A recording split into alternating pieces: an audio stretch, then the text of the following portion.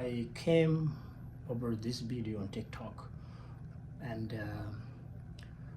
it is a video of two of our Kenyan brothers.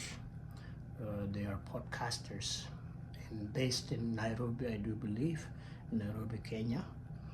And they were discussing the status of South Sudanese people that lives in Kenya, that reside in Kenya, Nairobi in particular. Just watch the video and see what they said. Hey, South Sudanese are not to be fucked with, man. But by now, I thought we would have fucked out that blackness in them. By now, I thought we would have, intermarried with them, and there would be no South Sudanese. There would be just tall people around, with a funny face. Kikuyu women nowadays, you can't even tell whether it's Kikuyu or Kisii or whatever. Are they still streaming in? I feel like I don't see South Sudanese as much. No, they love. You see, Kenya is their playground. Kenya is where they come to. The ones who have chums is where they come now to Dunda proper. Yeah. Because they can come with their high-end cars. We've allowed it.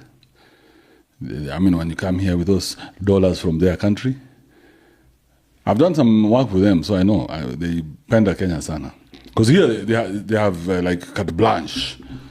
Yeah, they reign supreme. The cops don't fuck with them. This is New York City. Yes, somewhere somebody signed something. And they're not harassed, Congolese. No, they're not. These guys from No. Burundi guys, they're always hiding at night.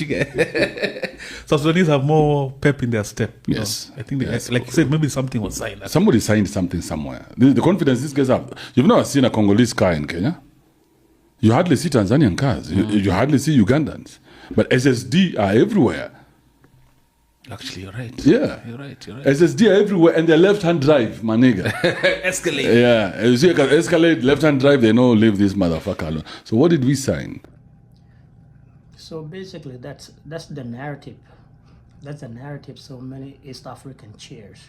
So that's a narrative that so many East African countries, basically our neighboring countries, has for the South Sudanese that are living in those countries, particularly country like Uganda, country like Kenya, Ethiopia, a little bit in a sense, but particularly Kenyans and Uganda.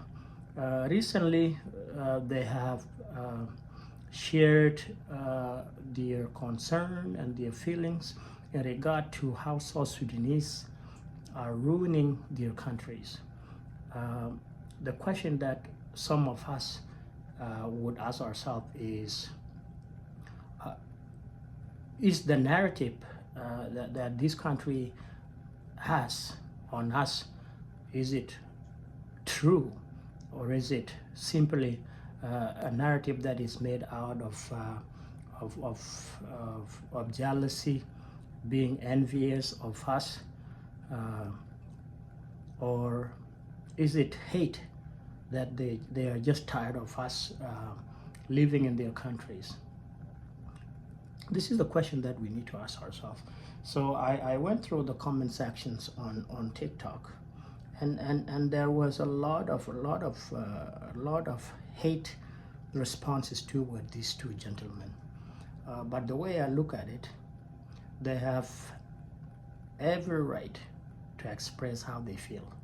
That's their nation, that's their country, and if an outsider comes into their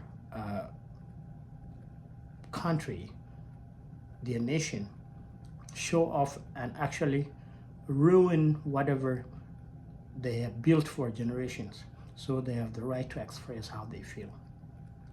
So the question that we need to ask ourselves as South Sudanese, are we that bad? So everywhere we go, every place that we encountered, it's most likely that we tend to defecate where we live, where we stay, and also violates the rule of laws of the nation. Are we that bad? So let me use Kenya and Uganda for example. A couple of months back, I had a Ugandan friend that expressed dissatisfaction. He said there is educational institutions are taken over.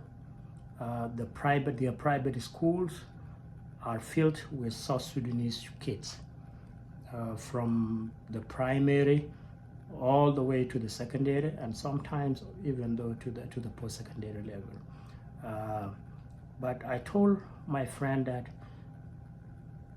our country, South Sudan, is run by thieves. It is like the way South Sudan is run,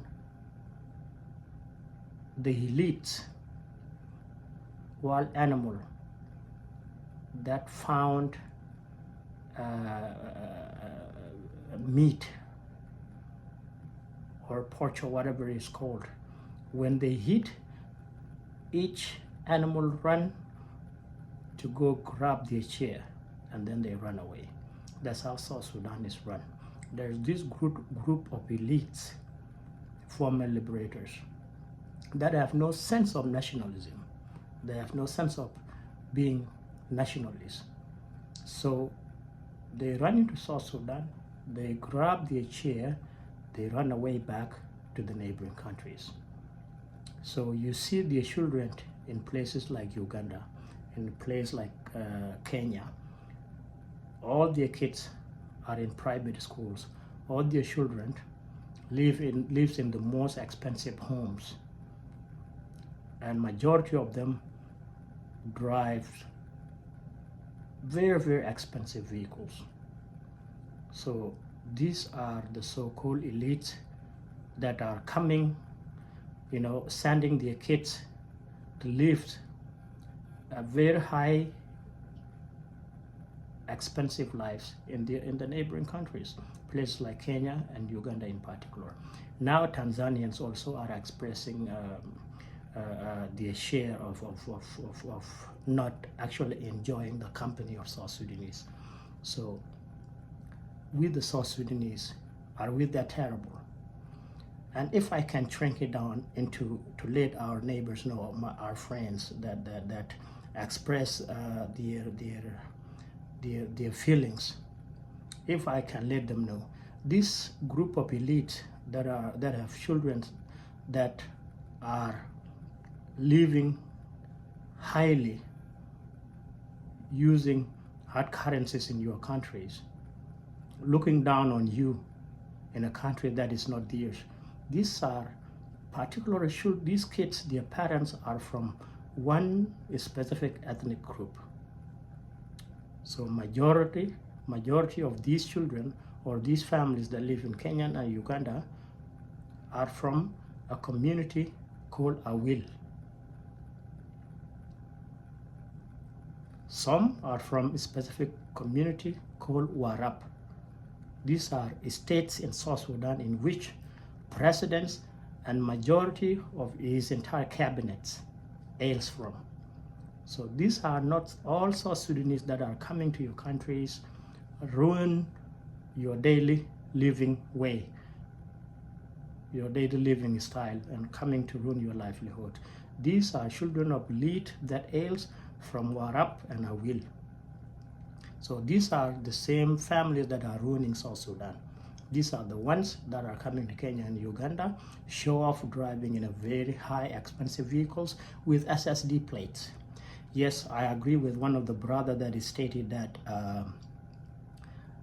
in Kenya in particular or in Uganda, somebody signed some paper somewhere to allow these guys to come drive SSD vehicles in your countries. So of course, President Kiir had good understanding with President Ruto. President Kiir also has a good understanding with President Museveni of Uganda. Well, some South Sudanese from the comment section was arguing that a lot of Ugandans and Kenyans are in South Sudan,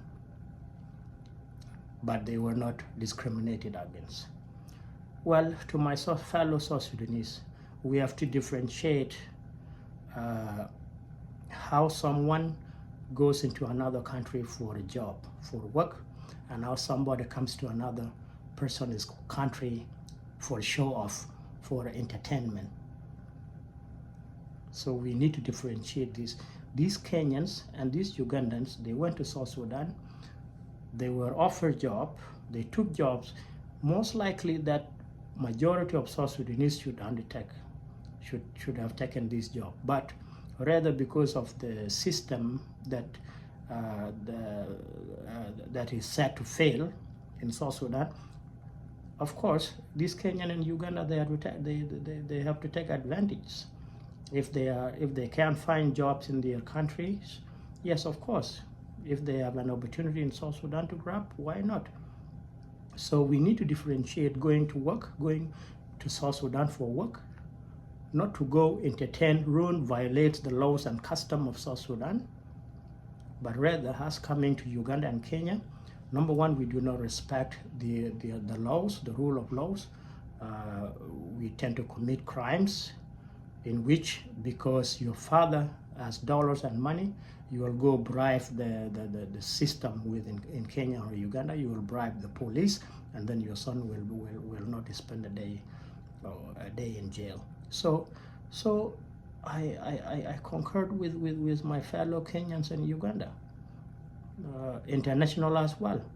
How many times our kids get in trouble, not respecting the rule of laws? So are we actually going to argue that we are not ruining these countries?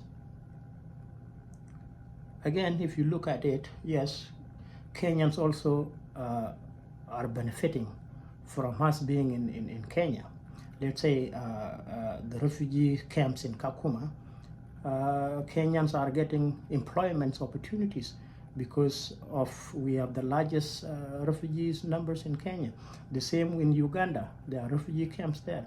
Kenyans are getting employment opportunities because we tend to enjoy killing ourselves in our country and displace each other to neighboring countries. We cannot blame this in our neighboring countries. The same with Ethiopia.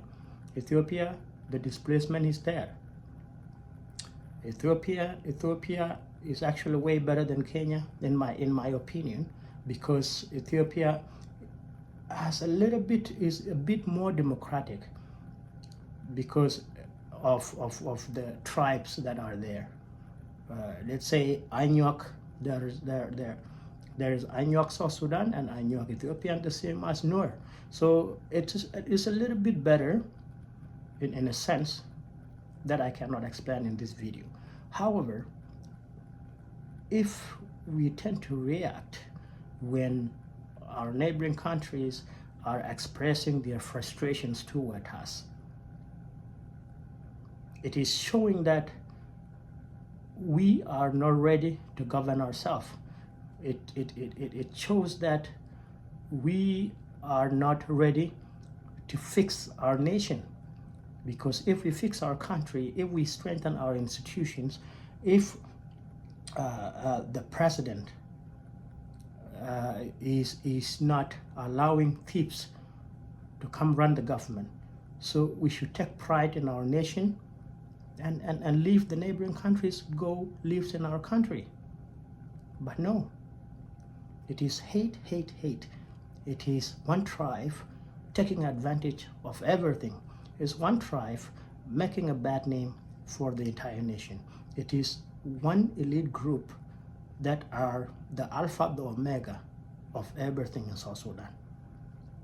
The rest of the 63 tribes, zero level.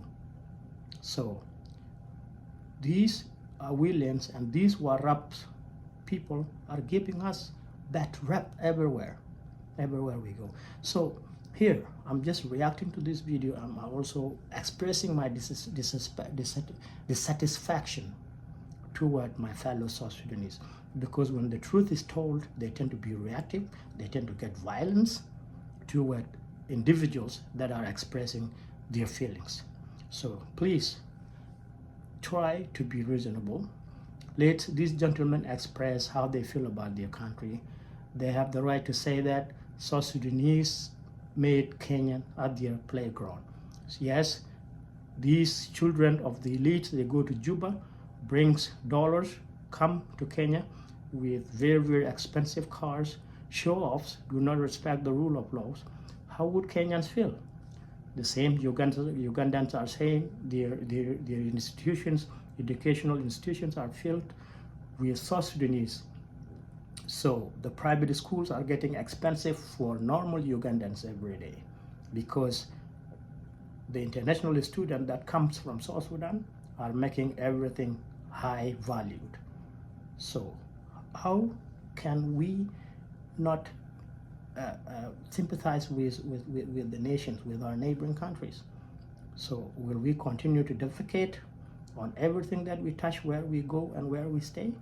Or should we respect the rule of laws of those nations if we are unable to fix our country? Because our nation is in the brink of becoming a failed state. Ladies and gentlemen, let us be reasonable.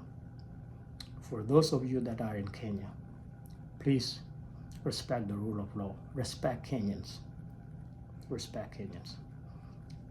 Thank you, and thanks for listening.